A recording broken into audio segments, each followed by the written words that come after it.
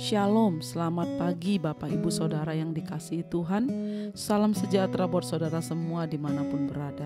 Saya mengajak Bapak Ibu Saudaraku untuk bersaat teduh dan berdoa dalam renungan penuntun kehidupan setiap hari. Kiranya damai sejahtera dan sukacita oleh Roh Kudus senantiasa melimpah dalam hati dan kehidupan kita semua. Amin. Tema firman Tuhan pada pagi hari ini adalah keinginan yang melahirkan dosa. Ayat bacaan kita terambil dari Yakobus 1 ayat yang ke-12 sampai yang ke-18. Tetapi tiap-tiap orang dicobai oleh keinginannya sendiri, karena ia diseret dan dipikat olehnya. Dan apabila keinginan itu telah dibuahi, ia melahirkan dosa. Dan apabila dosa itu sudah matang, ia melahirkan maut. Yakobus 1 ayat 14 sampai 15. Saudara, tidak ada orang yang mendadak jatuh ke dalam dosa tanpa melalui proses atau tahapannya. Dosa masuk ke dalam hidup seseorang melalui proses yang seringkali tidak disadari. Alih-alih mengakui dengan jujur bahwa ia telah melakukan dosa, orang berkilah mencari alasan, menyalahkan situasi atau keadaan, menyalahkan orang lain, dan bahkan berani menyalahkan Tuhan. Ketika memakan buah terlarang, Adam dan Hawa berdalih dan saling melempar tanggung jawab ketika ditanya Tuhan. Manusia itu menjawab, "Perempuan yang kau tempatkan di sisiku, dialah yang memberi dari buah pohon itu kepadaku, maka ku makan." Kemudian berfirmanlah Tuhan Allah kepada perempuan itu, "Apakah yang telah kau perbuat ini?" Jawab perempuan itu, "Ular itulah yang memperdayakan aku, maka aku makan." Kejadian 3 ayat 12 sampai 13. Saudara, penyebab dari dosa adalah keinginan-keinginan manusia sendiri. Sedangkan iblis adalah si pemicu, yaitu menggoda manusia.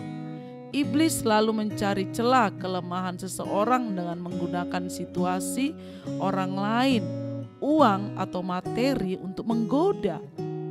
Pada saat godaan datang, keputusan dan pilihan ada pada kita sendiri, saudara.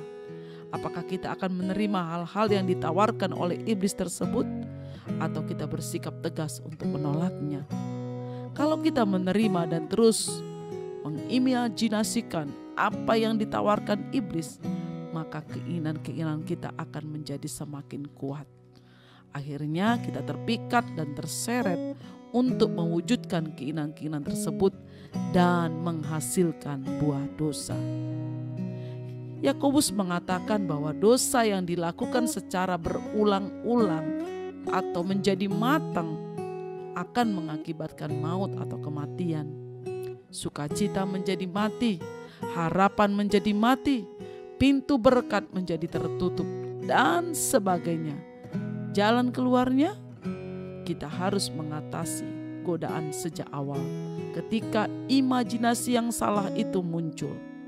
Karena itu, matikanlah dalam dirimu segala sesuatu yang duniawi, yaitu percabulan, kenajisan, hawa nafsu, nafsu jahat, dan juga keserakahan yang sama dengan penyembahan berhala. Semuanya itu mendatangkan murka Allah atas orang-orang durhaka. Kolose 3 ayat 5 sampai 6. Bagaimana dengan kita pagi hari ini, saudaraku? Apakah yang memikat hati kita hari-hari ini? Apakah yang menjadi keinginan kita hari-hari ini? Apakah yang kita lakukan adalah keinginan Tuhan atau keinginan daging kita sendiri? Pagi hari ini mari kita menyelidiki hati kita.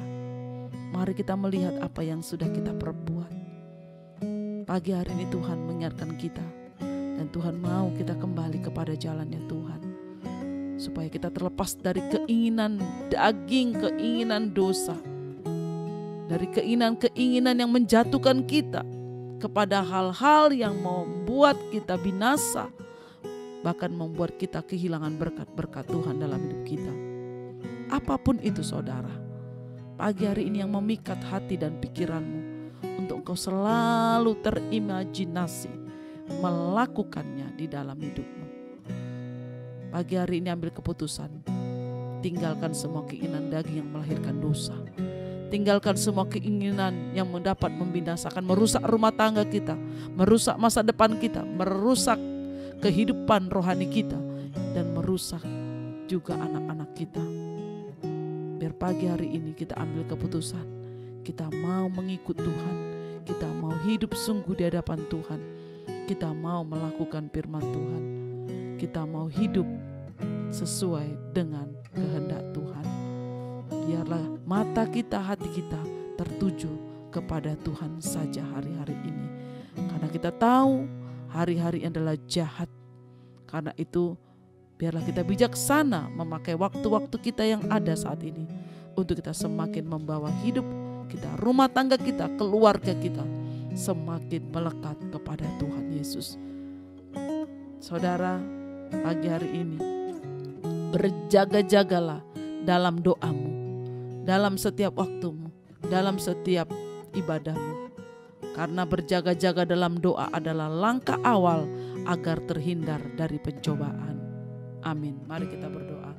Bapa di surga, kami mengucap syukur buat kebenaran firman Tuhan pagi hari ini. Tuhan, biarlah keinginan kami yang hari-hari ini adalah keinginan kami untuk kami mengenal Engkau, untuk kami dekat kepada Tuhan.